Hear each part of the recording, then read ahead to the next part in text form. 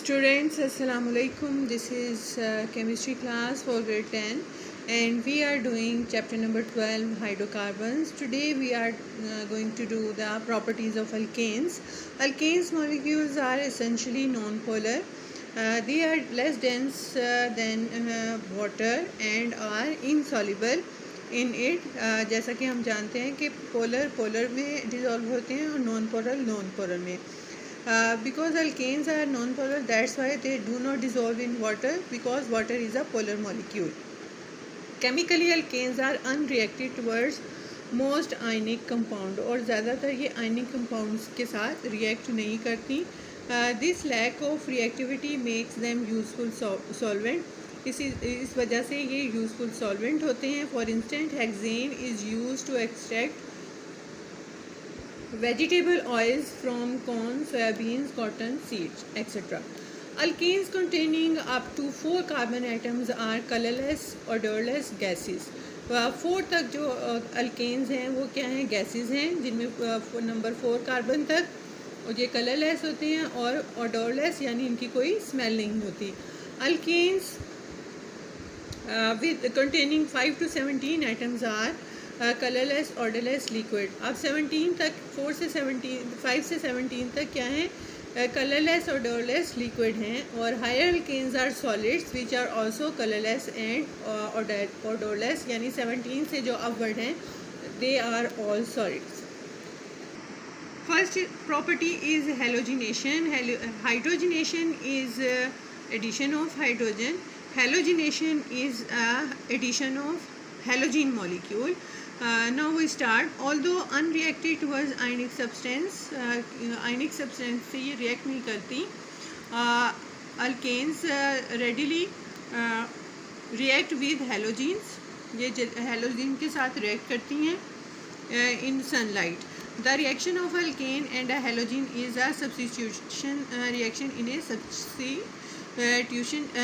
substitution reaction कहते हैं. In this reaction a halogen atom substitute for one or more of the hydrogen atom of an alkane, यानी जगह बदल लेते हैं. एक हेलोजिन एक हाइड्रोजन एटम के साथ जो है रिप्लेस हो जाता है.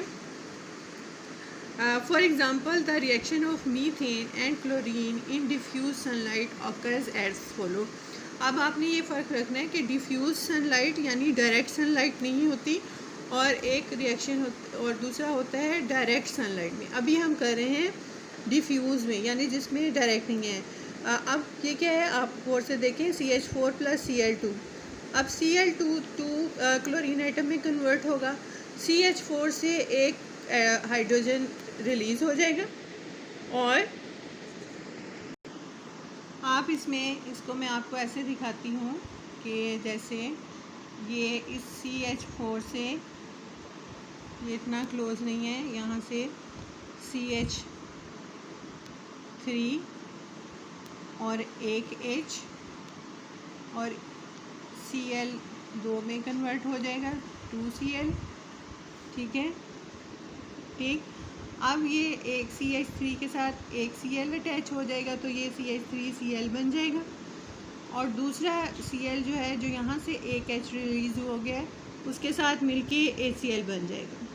इसे हम कहेंगे क्लोरोमीथेन, क्योंकि क्लोरीन अटैच हो गया मीथेन के साथ. एक हाइड्रोजन निकला, उसकी जगह एक क्लोरीन आया. दूसरा क्लोरीन जो हाइड्रोजन निकला था मीथेन से उससे अटैच हुआ और ACl बन गया. इसी तरह से रिएक्शन फिर दोबारा होगा. CH3 Cl और ये Cl2. अब ये CH2 रह जाएगा और Cl2 हो जाएगा और ACl डाइक्लोरोमीथेन, क्योंकि अब 2 क्लोरीन हो गए हैं. Again CH2 Cl2 + Cl2 it will make, फिर एक हाइड्रोजन देखें रिमूव होता जा रहा है हर स्टेज पे. ठीक है, अब CH बन जाएगा CH Cl3 और ACl. नेक्स्ट में ये हाइड्रोजन बिल्कुल रिमूव हो जाएगा, क्लोरीन आ जाएगा, Cl4 हो जाएंगे. डिफ्यूज सनलाइट है CCl4 और ACl एंड इट इज़ टेट्राक्लोरोमीथेन, क्योंकि इसमें 4 क्लोरीन एटम अटैच हो चुके हैं. This is called substitution reaction and this is the halogenation. But in direct sunlight the reaction of methane with chlorine is explosive, यानी धमाका होता है, and forms carbon and HCl. ये CH4 direct sunlight it form carbon and HCl. The chlorination of methane usually produce a mixture of products. The trend in reactivity of halogen with an alkane is as follow. यानी कौन सा सबसे ज़्यादा reactive है? Fluorine सबसे ज़्यादा है, उसके बाद क्लोरीन, ब्रोमीन और iodine is the less reactive towards alkanes. यही एक्सप्लेनेशन है नेक्स्ट पैराग्राफ में. Fluorine reacts explosively, chlorine reacts slowly in dark at room temperature but rapidly in strong sunlight. Bromine is less reactive than chlorine and requires high temperature or strong sunlight. Iodine is essentially unreactive. यही explanation है पूरी इस आप कहते हैं sequence की.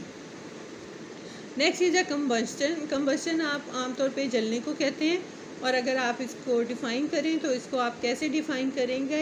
आ reaction of substance with oxygen on air that causes the rapid release of heat and the appearance of a flame is called a combustion. यानी एक ऐसा रिएक्शन जिसमें सब्सटेंस जो है वो ऑक्सीजन जो हवा में है या एयर से रिएक्ट करता है और उससे बहुत ज़्यादा हीट रिलीज़ होती है और एक शोला सा बनता है, अपीयर होता है, उसको कंबस्टन कहते हैं.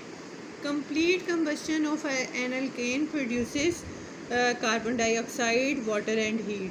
और क्या होता है जलने से? क्या बनता है? कार्बन डाइऑक्साइड, वाटर और हीट बनते हैं. Most of the alkanes burn with blue flame. ज़्यादातर ये ब्लू फ्लेम से जलते हैं, और जैसे आपको पता है घरों में जो नेचुरल गैस है वो ज़्यादातर मीथेन है और फ्लेम जो है उसका भी ब्लू होता है. This is the reaction of combustion. Methane plus oxygen, carbon dioxide, water and heat is produced. The lighter alkenes are widely used as fuel. जो कम कार्बन वाले हाइड्रोकार्बन्स हैं, अल्केन्स हैं, वो एज अ फ्यूल यूज़ होते हैं, fuel में ईंधन के तौर पे. क्यों? Their combustion can be control, उनके जलने को कंट्रोल किया जा सकता है. They produce large amount of heat per gram, ज़्यादा हीट प्रोड्यूस करते हैं. वो they are cheap and readily available, वो सस्ते होते हैं और जल्दी से मिल जाते हैं. Incomplete combustion occurs in presence of limited supply of oxygen.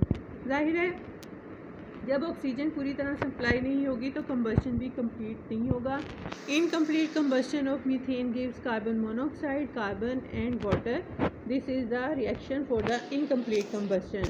These reactions are important. You have to learn the description with equations. They make the answer most impressive. Next is the uses of methane. Methane is used as domestic fuel. सुई gas के तौर पे इस्तेमाल होती है. As a fuel for automobiles, as a CNG जिसे हम use करते हैं. To manufacture urea fertilizer. Urea जो है खाद बनाने के लिए. This is it for today. Tomorrow inshallah we will do with the alkenes. We will start with the alkenes. Allah Hafiz.